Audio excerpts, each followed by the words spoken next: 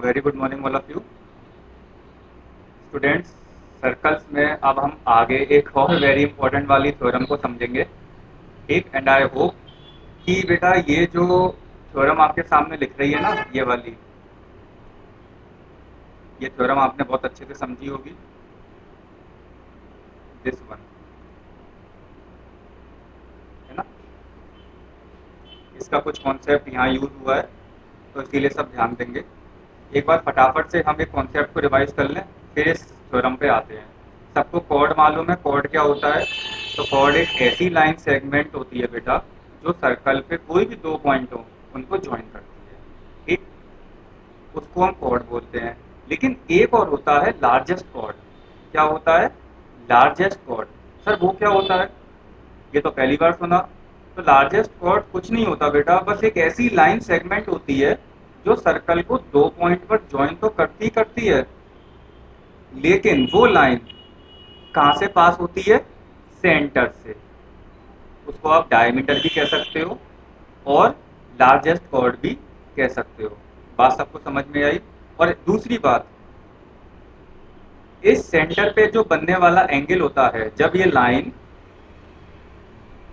मैं इस लाइन को ज्वाइन करता हूँ ए से बी तक, ठीक, तो ये सेंटर से पास हो रही है। और ये जो सेंटर में जो बनने वाला एंगल होगा ये ऑलवेज किसके इक्वल होता है? 180 डिग्री के। ठीक,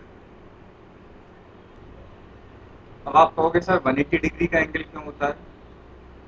क्योंकि बेटा एक कंसेप्ट होता है बहुत छोटा सा, अपने दिमाग में सेट कर लो किसी भी कोने में, कि कोई भी लाइन जब सर्कल के सेंटर से पास होती है, कोई भी लाइन सेगमेंट जब सर्कल के सेंटर से पास होती है, तो वो सेंटर पे ऑलवेज 180 डिग्री का एंगल बनता है बेटा। ऑलवेज 180 डिग्री का एंगल बनता है। ठीक है, यहाँ तक बात सबको समझ में आई? अब थ्योरम पे आते हैं। थ्योरम क्या कह रही है हमारी? तो थ्योरम ये कह रही है कि angle in a semi circle, एक सेमी सर्कल में जो एंगल होता है, सेमी सर्कल में बनने वाला एंगल की वैल्यू किसके बराबर होती है? राइट एंगल मीन्स 90 डिग्री के। इसको हमें शो करना है। तो आप कहोगे सर किसी सेमी सर्कल में राइट एंगल कैसे बन सकता है? तो आंसर है बन सकता है। प्रूव करते हैं, इसको समझते हैं। तो अगर मैं इस सर्कल की बात करूं तो ए बी क्या है? आप कहोगे सर ए बी एक लार्जेस्ट कॉर्ड, लार्जेस्ट कॉर्ड या फिर डायमीटर कह सकते हो उसको। लेकिन अभी के लिए मैं इसको लार्जेस्ट कॉर्ड ही कह दे रहा हूँ, क्योंकि that will be more reliable to us. Okay, तो सुनना ध्यान से, ए बी अगर लार्जेस्ट कॉर्ड है तो बेटा ये क्या है? ये जो मैं बनाने वाला हूँ, आपको दिखाने वाला हूँ, ये क्या है? टेढ़ा मेढ़ा सा छोटा सा, ये होता है आर्क। भूल गए सब? याद आया? ये क्या, इसको हम क्या बोलते हैं? इसको बोलते हैं हम आर्क। ठीक, और अभी मैंने आपको स्टेटमेंट लिखा है कि the angle subtended bye arc at the centre, the angle subtended bye arc at the centre is double. वो डबल होता है किस एंगल के? जो इस सर्कल के रिमेनिंग पार्ट पे, किसी भी पार्ट पे कोई भी पॉइंट होगा वहां पे बनने वाले एंगल की वैल्यू। बेटा मेरी सबसे रिक्वेस्ट है कि डायरेक्ट इस वीडियो को ना देखें, पहले इस वाले कंसेप्ट को समझें। ठीक, उसके बाद इस वीडियो पे आए तो सबको बहुत अच्छे से समझ में आएगा। ठीक है, तो ठीक है, प्रूव करते हैं इसको। तो मैंने प्रूफ में क्या लिखा है? A O B is a diameter, A O B एक डायमीटर है, बिल्कुल सही बात है। बात सबको समझ में आई? और angle A O B, angle A O B की वैल्यू क्या होगी? 180 डिग्री। क्यों? Reason, because it is a straight angle. Straight angle की वैल्यू क्या होती है?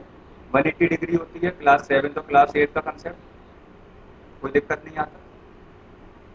और राइट एंगल अगर होता तो उसकी वैल्यू किसके बराबर होती? 90 डिग्री के। ठीक है, अच्छा आप कहोगे सर एक रिफ्लेक्स एंगल और होता है, उसकी वैल्यू क्या होती है?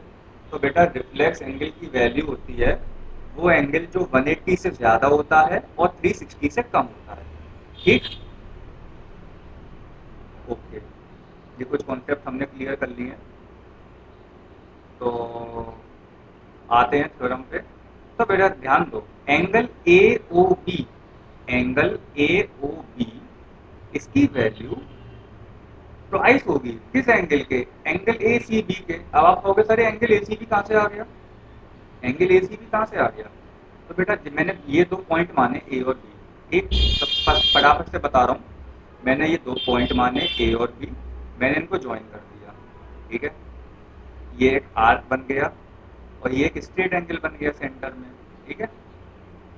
अपनी तरफ से मैंने अपनी तरफ से सी कोई पॉइंट मान लिया इस सर्कल के रिमेनिंग पार्ट पे, सर्कल का रिमेनिंग पार्ट यही बचा, मैंने इस रिमेनिंग पार्ट पे किसी पे भी पॉइंट सी मान लिया और इन दोनों पॉइंट से इसको ज्वाइन कर दिया। तो अब आपके माइंड में तुरंत एक बात स्ट्राइक कर जाएगी कि सर अब ये हमें जानी पहचानी थ्योरम सी लग रही है, ठीक है। तो इसीलिए बेटा एंगल ए ओ बी की वैल्यू ट्वाइस हो गई एंगल ए सी बी के, हो गई। लेकिन आप जानते हो कि एंगल ए ओ बी की जो वैल्यू है वो 180 डिग्री है, because it is a straight angle, ठीक, equal to twice of A C B. अब यहाँ से ए सी बी की वैल्यू कैसे निकले, 2 को हम नीचे ले आए तो 180 अपॉन 2 90 डिग्री, और कोई भी एंगल अगर 90 डिग्री होता है then it is a right angle, हो गया प्रूफ। इसका मतलब ये हुआ, और सुनो राइट एंगल तो प्रूफ हो गया, पर ये बन कहाँ पे रहा है, तो आंसर है कि ये एक सेमी सर्कल में बन रहा है। किसमें बन रहा है, एक परफेक्ट सेमी सर्कल में। तो यहां से हम कह सकते हैं कि angle in a semi circle, वो एंगल जो सेमी सर्कल में बनता है वो एक राइट एंगल होता है। यहाँ तक बात सबको समझ में आई।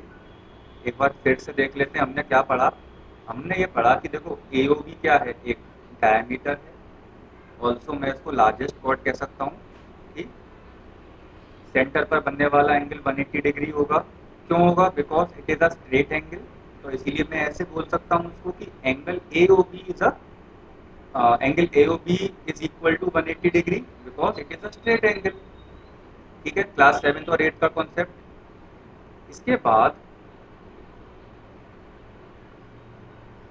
अगर हम थ्योरम के हिसाब से चलें, इस वाली थ्योरम के हिसाब से, तो एंगल ए ओ बी की वैल्यू ट्वाइस होगी एंगल ए सी बी के, ठीक। क्यों होगी, because the angle subtended bye arc at the centre is double the angle subtended bye it at any point on the remaining part of the circle. अब देखो ये तो एक आर्क हो गया, इस आर्क की मदद से सेंटर पे 180 डिग्री का एंगल बन गया, ठीक।